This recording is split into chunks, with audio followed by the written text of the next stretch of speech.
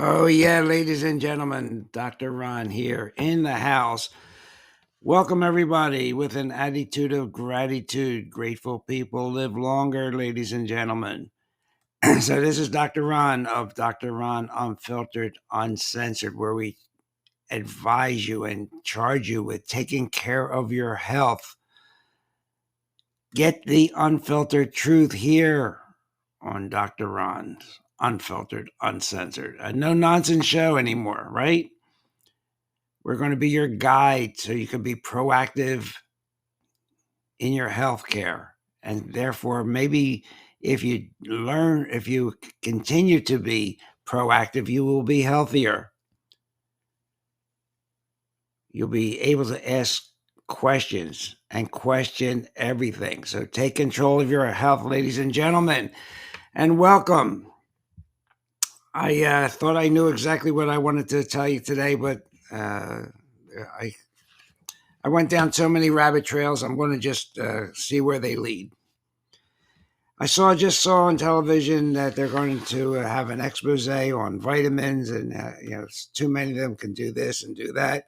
I wish they would do that about all the drugs they advertise on television, telling you about all the side effects slowly, not in rapid succession. But I do want to recommend you to Dr. Andrew Saul, who just passed away, and his series on orthomolecular medicine. And it states that the 39th annual report from the American Association of Poison Control Centers shows, I guess I should have a drum roll, 0 deaths from vitamins.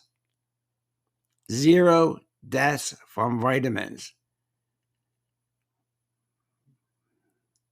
No fatalities from mineral supplements. 2 fatalities from iron and iron salts were clearly stated as not being due to supplemental iron. No deaths from vitamins. No deaths from minerals. You will not hear this on mainstream media. You won't see it in mainstream media. After all, at least 2/3 of the United States takes daily nutritional supplements. But you won't hear that there are no deaths. So keep that in mind when you're listening to what the mainstream media, which is bought off by Big Pharma, has to tell you. Know that the United States spends 1/5 of its GDP annually on medicine, over $5 billion. Over $5 billion. And yes, we have a crisis. We have an absolute health crisis here in the United States from many, many avenues. From the toxins we ingest, the prescription drugs we take, cleaning products which are filled with toxins, polluted air, our polluted, chemicalized food supply. They are all killing us. The number of people affected by chronic diseases continues to climb.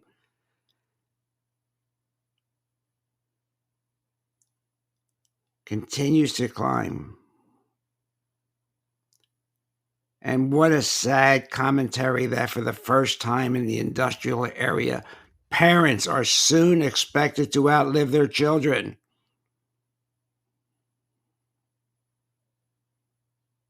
Is there any wonder people are investigating natural solutions to their health problems?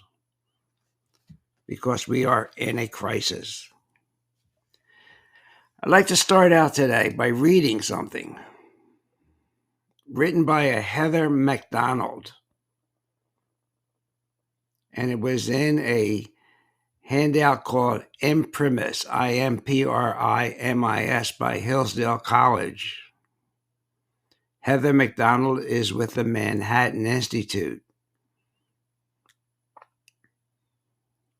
I'm going to read part of it, But it starts out with the most consequential falsehood in American public policy today is the idea that any racial disparity in any institution is by definition the result of racial discrimination. If a cancer research lab, for example, does not have 13% Black oncologists, the Black share of the national population, it is by definition a racist lab that discriminates against competitively qualified Black oncologists. If an airline company doesn't have 13% Black pilots, it is by definition a racist airline company that discriminates against competitively qualified Black pilots. If a prison population contains more than 13% Black prisoners, our law enforcement system is racist.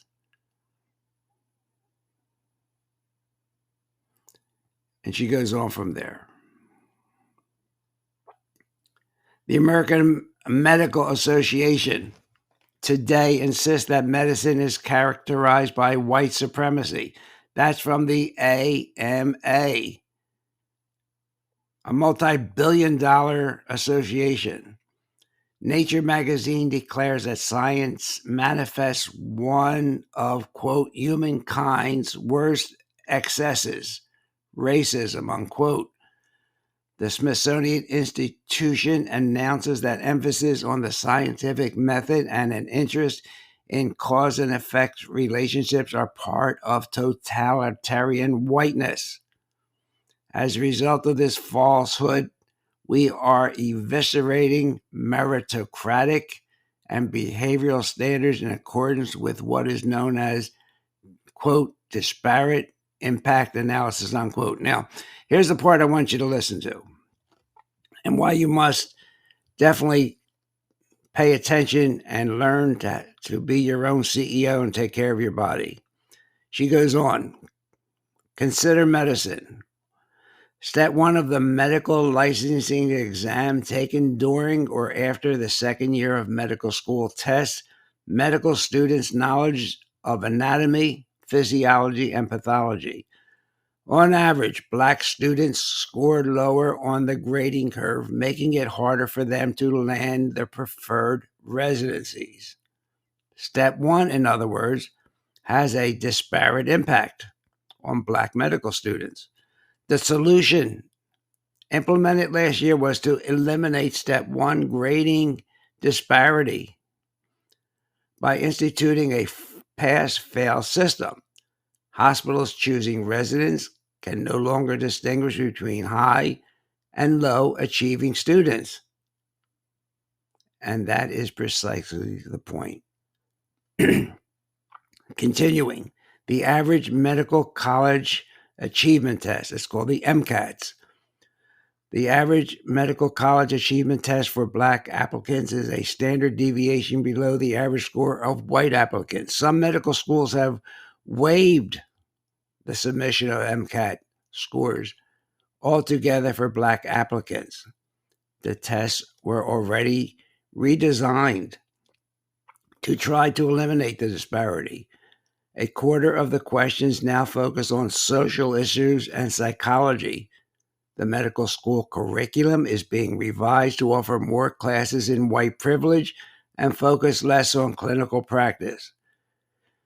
The American Association of Medical Colleges will soon require that medical faculty demonstrate knowledge of, quote, intersectionality, unquote, a theory about the cumulative burdens of discrimination. Heads of medical schools and chairmen of departments like pediatric surgery are being selected on the basis of identity, not knowledge. The federal government is shifting medical research funding from pure science to studies on racial disparities and social justice. Why?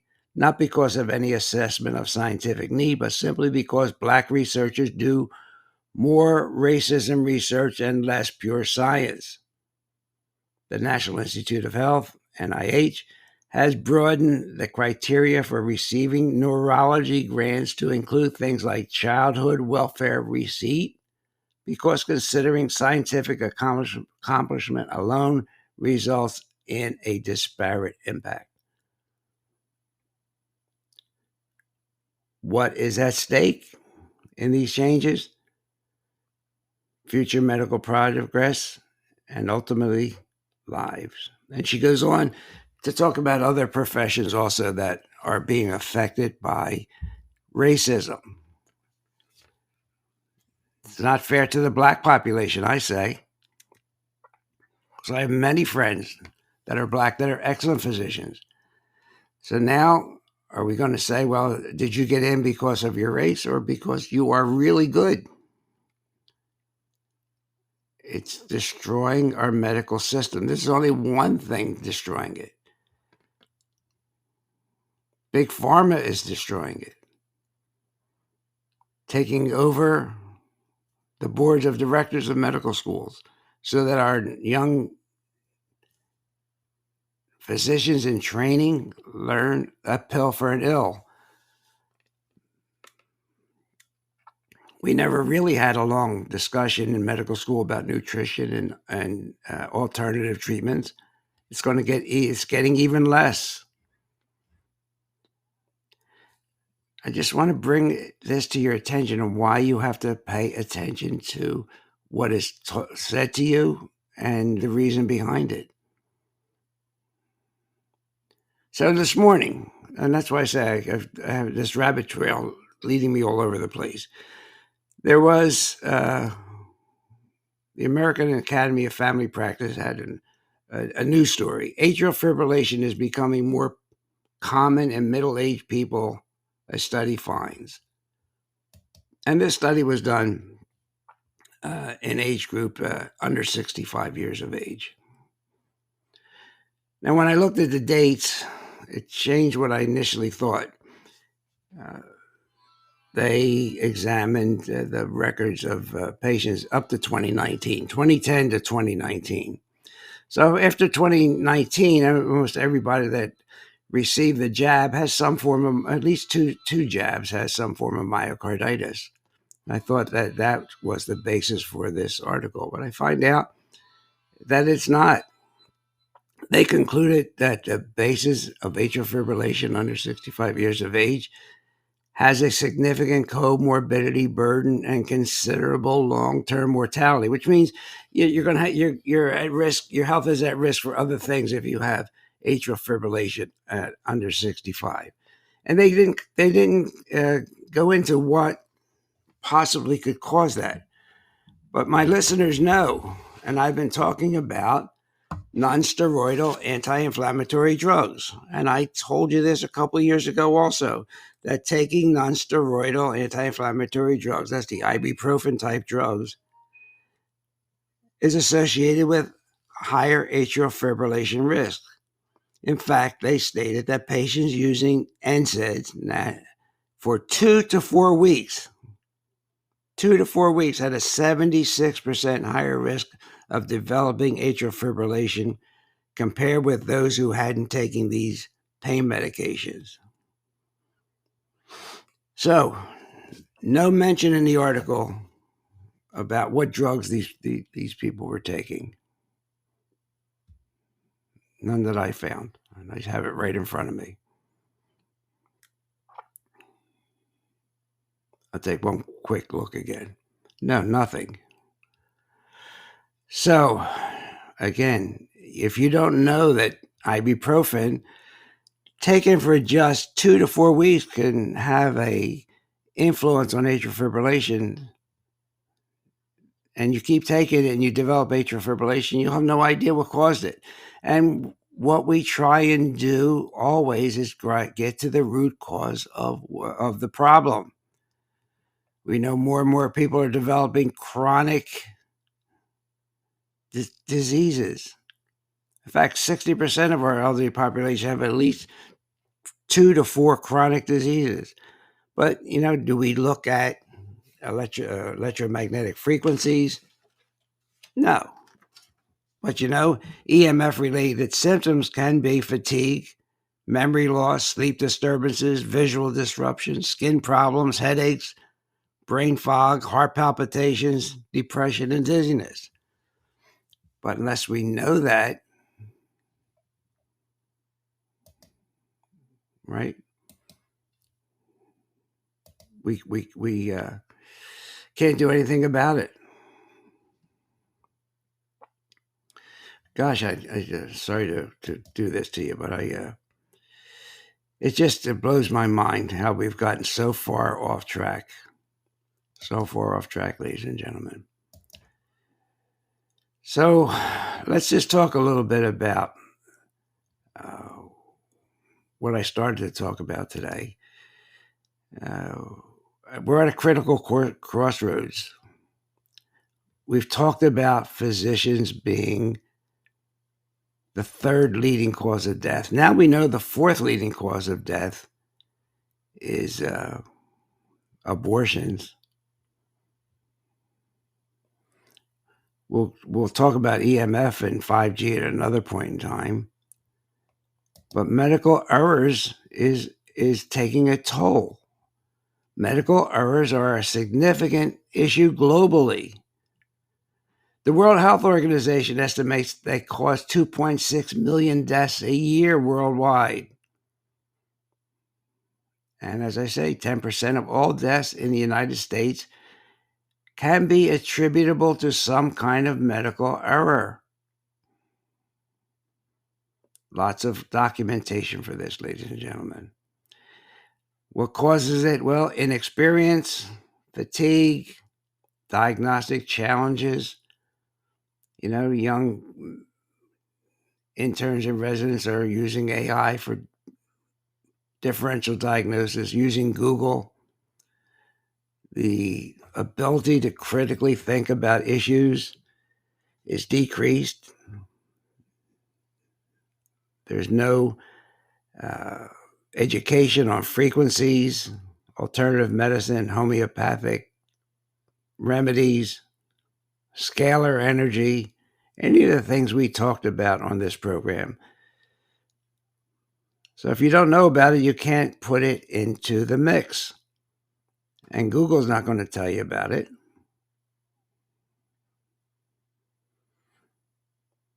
Medical errors. Talked about that. So that's a third leading cause of death. We should know a little bit about it. When you think.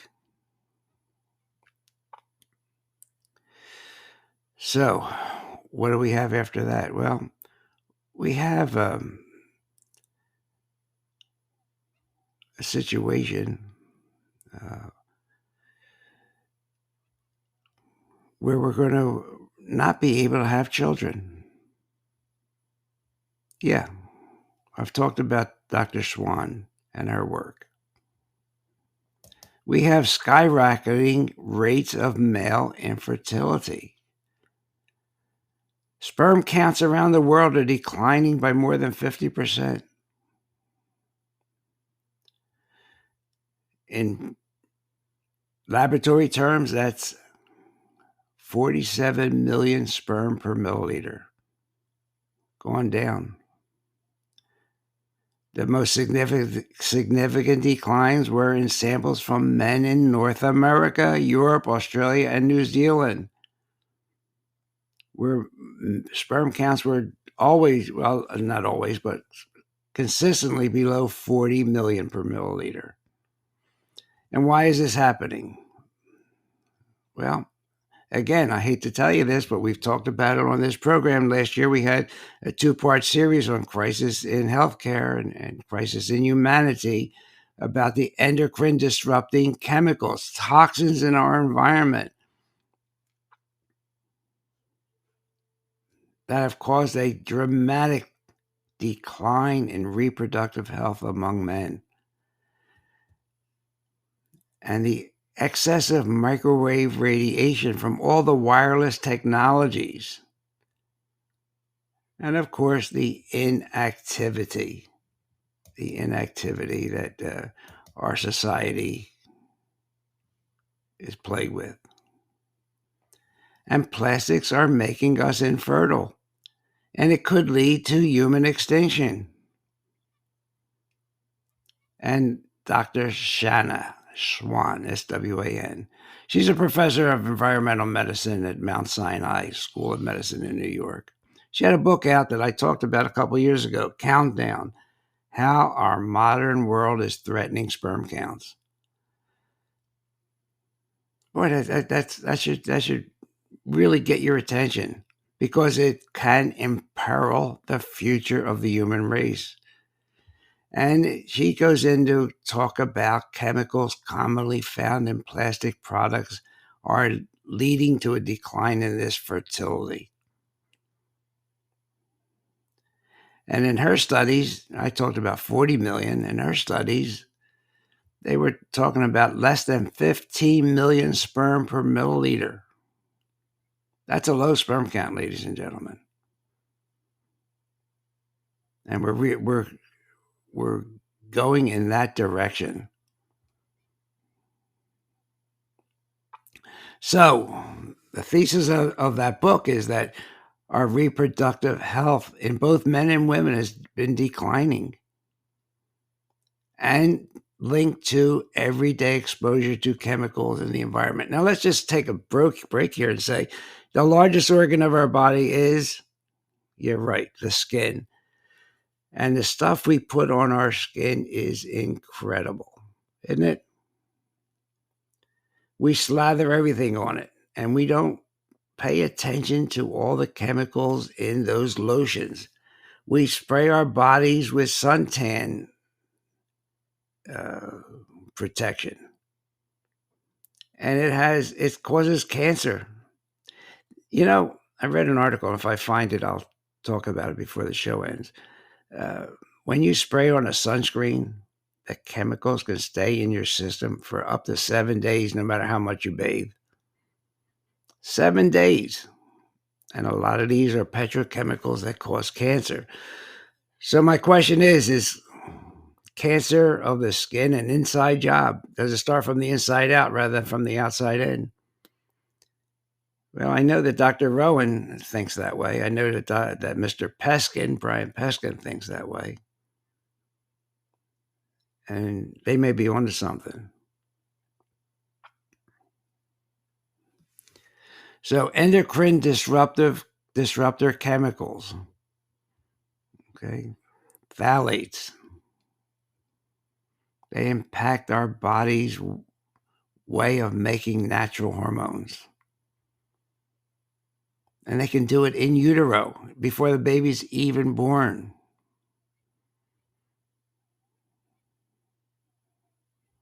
Scary, isn't it? And you could read more about Dr. Swan's work. I don't have to tell you, but that's basically what it is. The chemicals, the phthalates, the BPAs, remember them, the bisphenols, all the petroleum, all the products used in laundry detergents, shampoos, body washes. They're all over and unregulated. And they can affect our hormones, our steroid hormones, our sex hormones. And it can affect babies in the womb and affect how they develop.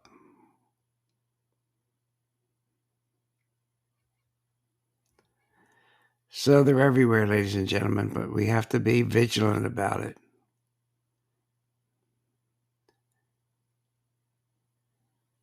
The CDC even admits that 95% of the population has one or more phthalates in their bodies. So I guess you would say they're pervasive, wouldn't you? Well, there's ways you can get tested, but the best thing is to avoid it.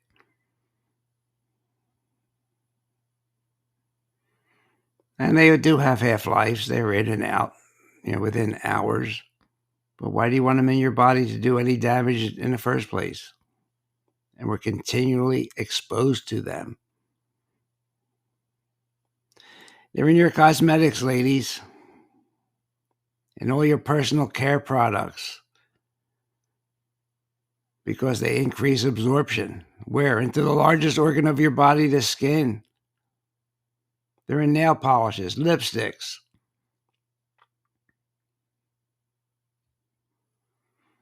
They're in cleaning products, floor coverings, polyvinyl, wall coverings, shower curtains. How can we escape all of them? And they're not labeled, so you're going to have a hard time shopping. Everywhere, every time chemical. So phthalates, PHTHALATES, they make plastic soft. Bisphenols, the BPAs, they make plastic hard. And that includes A and S. They make plastics hard. They're in the lining of tin cans. You know, if you take the aluminum off of a can of soda, you'll find that there's a plastic lining in there that's holding things in there. Cash register receipts have endocrine disruptive chemicals in them. Pizza boxes, they all are mainly estrogenic. They increase the body's estrogen production, which affects reproduction.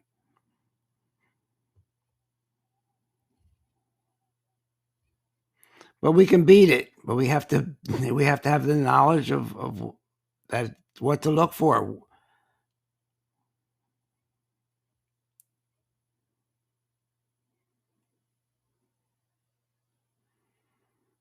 So, the less we have, the more we're less we have economically, the harder it's going to be, to be honest with you, because you can't afford the organic foods and get rid of the processed foods. So it's I'm not making light of this. I mean, it affects our mortality, and it's hard to get around. But I'm going to have a guest that will talk about that at a later date. And we're dumping. Our world is on track to dump 220 million tons of plastic waste this year. 220 million tons. And that came from an April 11th, a recent report.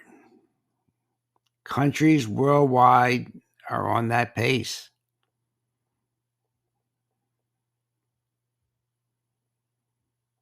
Wow. 500 million plastic straws a day, all having effects on our bodies because of the chemicals that are used to make the plastic either hard or soft.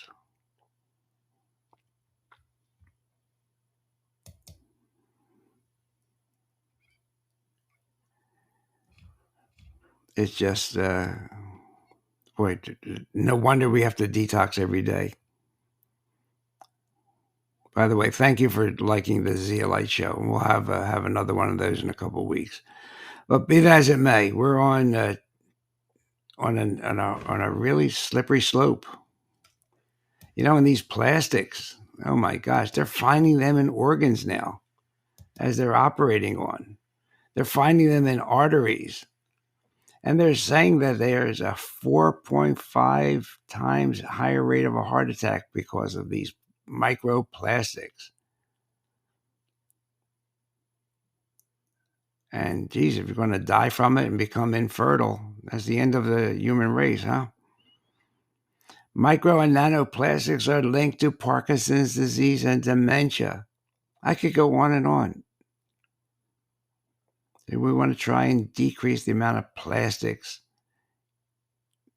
that we use every day. Another article, the potential impact of microplastics on major organs, including the brain. Yes, the nanoplastics can pass the blood-brain barrier. And gosh, what's the cleanup going to be like? Can we handle it? When the government forced everybody to wear those masks, you know how many microplastics were inhaled from those masks?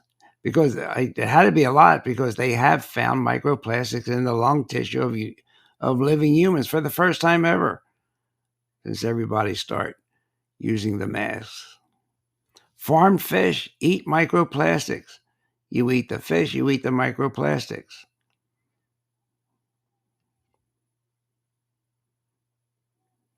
Pretty scary, isn't it?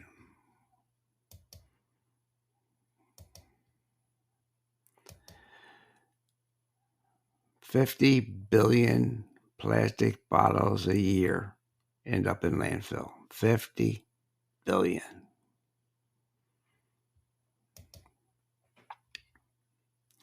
Now, to top this all off, and another reason why you have to take care of yourself and be a wellness warrior is that the fact that United States physicians receive more than 12 billion, that's with a B, in payments from the pharmaceutical companies and medical device industry over a 10-year period. You can find that in Open Payments, which is a federal transparency program. Orthopedic physicians receive the greatest sum, 1.4 billion, followed by neurologists and psychiatrists with just a little bit less at 1.3 billion. Cardiologists also got 1.3 billion. Hematologists, oncologists, 825.8 million, almost a billion, huh? 55% of pediatricians, 63% of infectious disease physicians receive payments from this industry, while physicians practicing preventive medicine received the least sum of payments. From 2013 to 2022, pharma paid $12 billion to United States physicians. When your doctor recommends something, you have to ask them, did you get paid to recommend that to me? You know, remember I told you a few weeks ago, when you ask for a second opinion, 80% of the time it's different. Maybe one of them was not getting paid.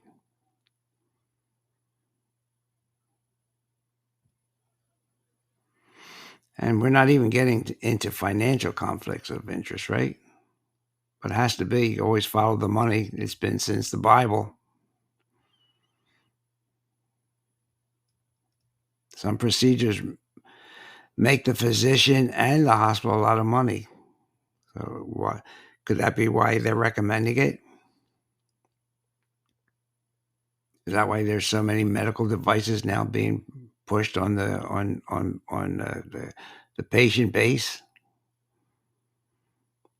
I know cardiology uses a lot, orthopedics uses a lot, and it's a profit driven industry. And you have to think: do payments that these physicians receive, could there be a conflict of interest? I don't know. It's worth asking your doctor. We need to have more transparency, right? We have to see who the cheerleaders are for these different industries. Are they cheerleading because it really is a good product, or are they getting paid? Well, we know it's a ton of money. And money can buy things. So, ladies and gentlemen, a little bit of rabbit trails today, but the bottom line is I want you to think. I can't teach you, but I can try and guide you to think about your own health and that of your family. So this is Dr. Ron. We're here weekly, and we hope to bring you information that makes you think.